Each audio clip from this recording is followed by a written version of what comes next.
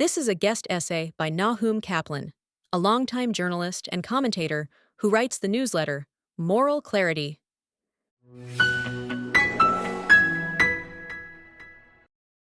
Israel's nuclear deterrent is the worst kept secret in international politics. Jerusalem neither confirms or denies whether it has nuclear weapons, but everyone knows they do and quietly calculates their behavior around it. This strategic ambiguity is intentional.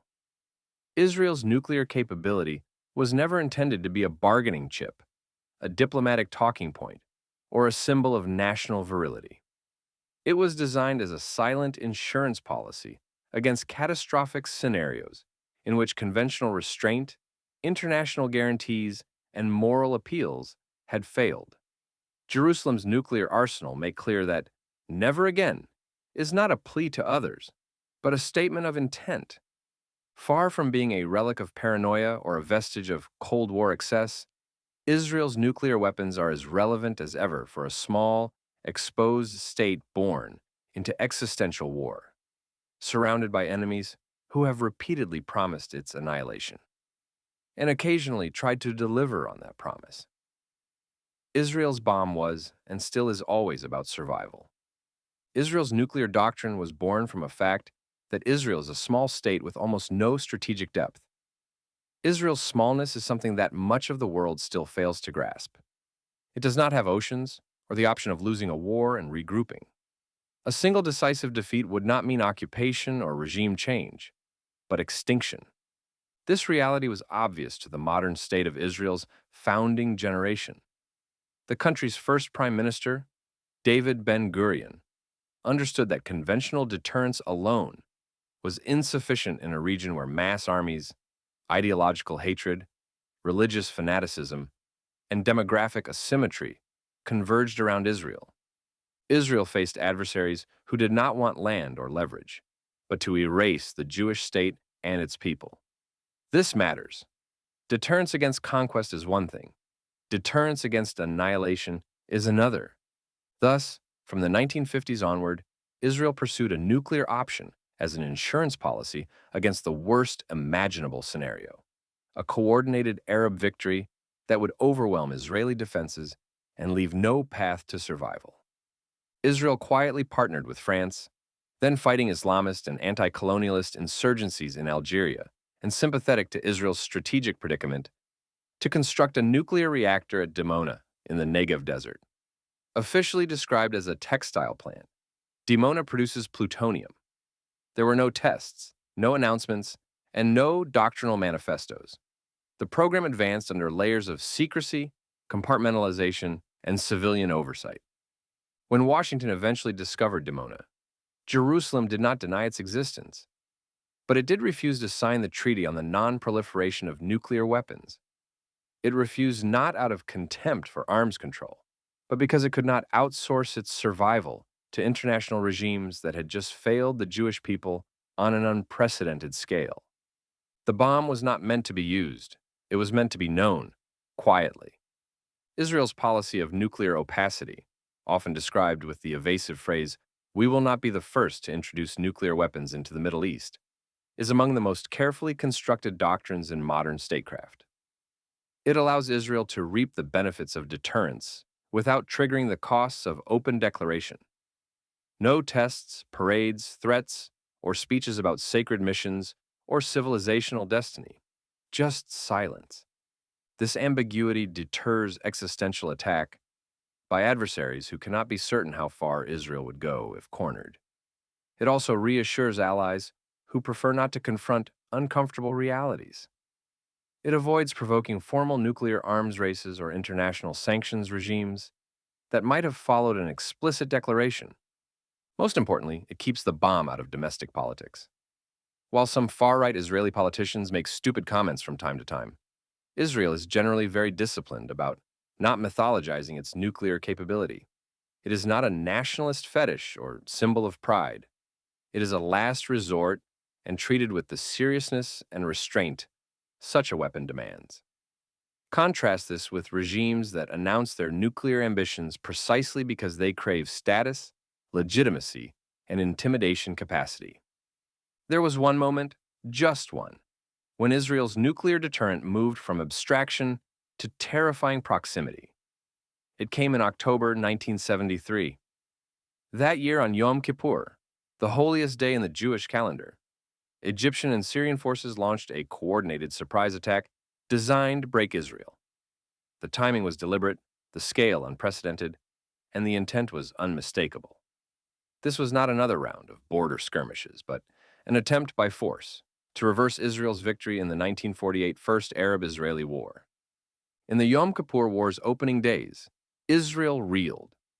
The Bar-Lev Line, a chain of Israeli fortifications along the Suez Canal that was considered impenetrable by the Israeli military, collapsed with shocking speed. Egyptian forces crossed the canal in strength.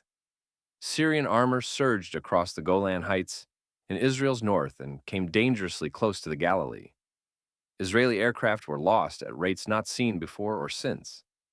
Ammunition stocks dwindled. Reserves mobilized in chaos. Casualty lists lengthened hourly. For a brief and terrifying window, Israel's leaders confronted the scenario the nuclear program had been built to address: the possibility of decisive conventional defeat. Declassified accounts and credible historical research indicate that Israel assembled nuclear weapons and placed delivery systems on alert. The initial plan was to explode one over the ocean as a display of deterrent force. It was a desperate signal that Israel was approaching the end of its conventional options. This was not nuclear brinkmanship in the Cold War sense, but true desperation. Israel was staring into the abyss it had always feared: an overwhelming conventional defeat. The signaling worked. The U.S. caught wind of these conversations within hours and launched a huge resupply effort that helped Israel turn the war's tide. The nuclear weapons were never used, and Israel quietly returned them to storage. Given Israel does not even acknowledge having nuclear weapons, it does not publish numbers, issue fact sheets, or correct estimates. Yet decades of intelligence assessments, fissile material calculations, and delivery system analysis converge on a reasonably stable picture. Israel is believed to possess between 80 and 200 nuclear warheads, with lower figure generally deemed more accurate. Israel is also believed to possess sufficient fissile material to produce as many as 400 nuclear warheads. These are not city-busting megaton weapons designed for Cold War saturation bombing, but smaller tactical nuclear weapons designed to strike targets uncomfortably close to home or decimate opposition battlefields. As for delivery systems, Israel has quietly built a robust, redundant triad, meaning it can launch from air, land, or sea, which all but guarantee Israel can respond no matter how hard it is hit, including in the event of a nuclear attack. Aircraft provide flexibility and signaling. Medium and long-range ballistic missiles, most notably the Jericho series, provide reach and survivability. Most critically, submarine-launched cruise missiles provide a second strike capability that ensures no adversary could eliminate Israel's deterrent in a first blow. Israel does not subscribe to classic Cold War doctrines of mutually assured destruction, although it might integrate such thinking into its doctrine if a regional rival such as Iran acquired nuclear weapons.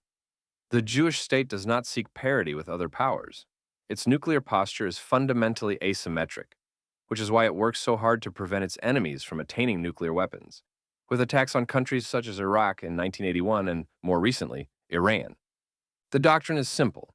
Israel will never initiate nuclear war, but it will never allow itself to be destroyed. Israel's deterrent is not about deterring limited conflict, proxy warfare, or fighting terrorism. It is a doomsday failsafe aimed at deterring scenarios in which multiple conventional defeats, chemical or biological weapons, or overwhelming assaults threaten national survival. It exists precisely because Israel has no margin for catastrophic error. It is fashionable for Israel's many critics to argue that Israel's nuclear capability destabilizes the region, but these people have no idea what they are talking about. What makes the Middle East is unstable is ideological regimes, zero-sum politics, honor cultures, and many states' persistent refusal to accept Jewish sovereignty in any form. Israel's bomb did not create these conditions. It is a response to them. Consider the counterfactual. Without a nuclear deterrent, Israel would have faced repeated attempts at total war well into the 1980s and 1990s. Arab states have greater manpower, decent equipment, and, at various moments, the political will to try again to destroy Israel. Israel's military superiority is greater now than it was then, as we have seen over the past 2 years. Israel's nuclear deterrence froze the conflict at lower levels of intensity. It forced Israel's enemies to recalibrate, from annihilation to attrition, from invasion to proxy warfare, from armies to terrorists. Jerusalem has one of the most moral nuclear postures ever constructed, which is why it has never resorted to them despite being in constant conflict. It is defensive, restrained, and non-proliferative. Israel has the bomb because it lives in a world where threats of genocide are not metaphorical, and annihilationist rhetoric is mainstream among its foes. Israel's nuclear deterrent is not a threat to humanity, as 50-plus years of non-use proves. It is a stark warning to those who dream of finishing what history failed to accomplish.